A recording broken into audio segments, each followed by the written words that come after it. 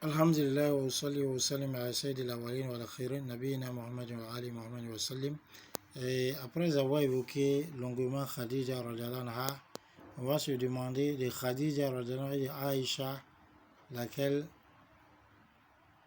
des femmes est meilleure.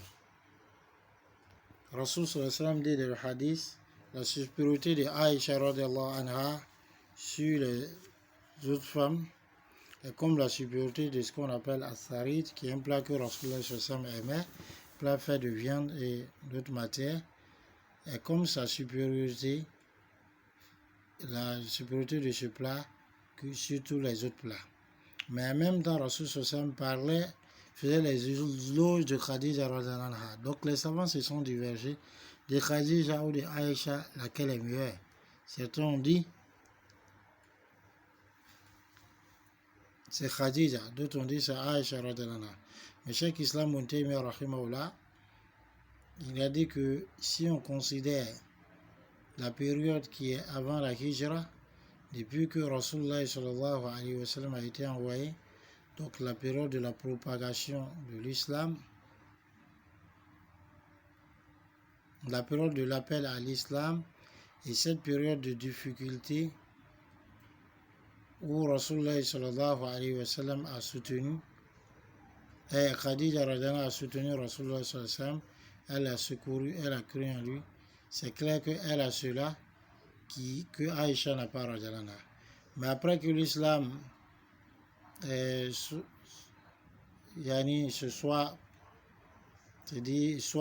été accepté par les gens, et après la hijra, Aïcha radhiyallahu anha, ce qu'elle a fait comme le fait de retenir la science ou enseigner la science ou la propager, c'est clair que Khadija radhiyallahu anha n'a pas cela. Donc chacune a une spécificité que l'autre n'a pas.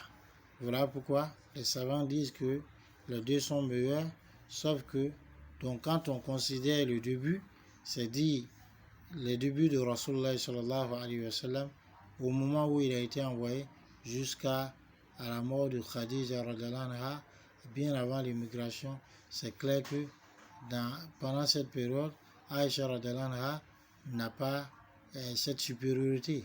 De même quand on considère l'année après la mort de Rasulullah et de Khadija radhiyallahu anha et surtout après la hijra, l'effort que Aïcha a fait radhiyallahu anha, quand on considère l'après-hijra, après Égypte, l'effort que Aïcha a fourni radhiyallahu anha dans l'apprentissage de la science et la propagation de la science, c'est clair que c'est un plus que Khadija n'a pas eu radhiyallahu anha, car on nous accorde la bonne compréhension et qui nous aide à avoir des épouses pieuses. Salam alaikum wa rahmatullah.